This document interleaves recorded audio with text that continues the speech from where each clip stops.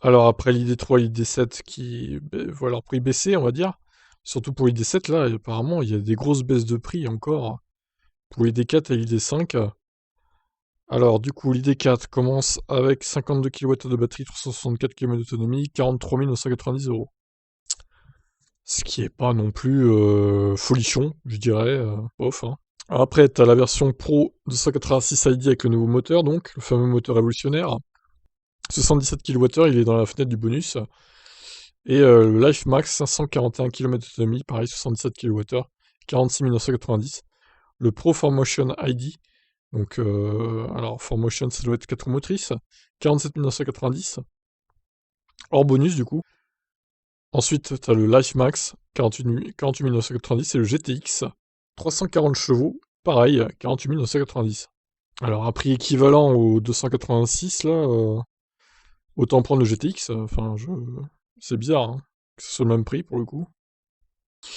Bon, après, moi, je suis toujours là à dire qu'au final, cette version 52 kWh n'a aucun intérêt. Quand tu regardes, pourquoi en fait, pourquoi acheter ça? C'est le même prix que la version Pro ID là, alors que t'as quasiment 200 km de plus d'autonomie et une puissance de 116 chevaux de plus. Mais pour qui irait acheter les versions 52 kWh? Faut vraiment être débile. Enfin, je veux dire là, au bout d'un moment, bon, ceux qui font ça, ils font une grosse erreur. C'est mon avis en tout cas, hein. Et venez pas me dire que ça sert à rien d'avoir une grosse autonomie, c'est le même prix. Au bout d'un moment, bon, je vois pas la logique quoi, hein. Ils vont en vendre zéro, hein, littéralement. Bon, l'ID5, ça donne quoi? Bon, après, il détaille les niveaux d'équipement et tout. Voilà, on passe. ID5, alors, l'ID5, c'est plus cher, hein. Par contre, là, il n'y aura pas de bonus, a priori. À moins d'une remise, mais j'y crois pas trop. Voilà, il n'y a pas 36 000 niveaux de finition. T'en as que 3. 50 500, 51 500. Et le GTX, 65 400, par contre. C'est énorme. Alors là, je comprends pas la tarification de cette voiture. Pourquoi 65 400? Qu'est-ce qui justifie ça? Un tel prix, en fait, par rapport à l'ID4, ça n'a aucun sens. Bizarre, hein, les prix, hein, chez Volkswagen, quand même, hein. Parce que l'ID5, bon, excusez-moi, mais elle casse pas des briques non plus, hein. C'est la même base et tout, donc c'est juste un SUV coupé, en fait. Rien de transcendant, je trouve. Et là, le prix me paraît délirant pour la version GTX de ce véhicule. Sachant que l'ID4, ben, alors à moins qu'il y ait une erreur, hein, peut-être, sur le ID4 GTX, quoi, mais 48 990, ça c'est bizarre, c'est vrai ça.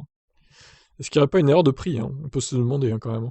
Alors, en plus, je vois que pour la version pure à 52 kWh, de base, elle peut se charger qu'à 50 kW, une puissance très faible. Pour passer à 125 kW, il faudrait payer une option de 760 €. Non mais, alors là, il va falloir vraiment arrêter de se foutre de la gueule du monde, hein. Clairement, là, franchement, lol quoi. Donc en fait, si je résume bien, donc là, par exemple, la Life Max là, alors à moins que celle-là, tu sois pas obligé de payer un supplément, j'espère. Admettons que tu doives quand même payer le supplément de 760 €. Donc ça voudrait dire que le pur Life Max est plus cher que la version de 67 kWh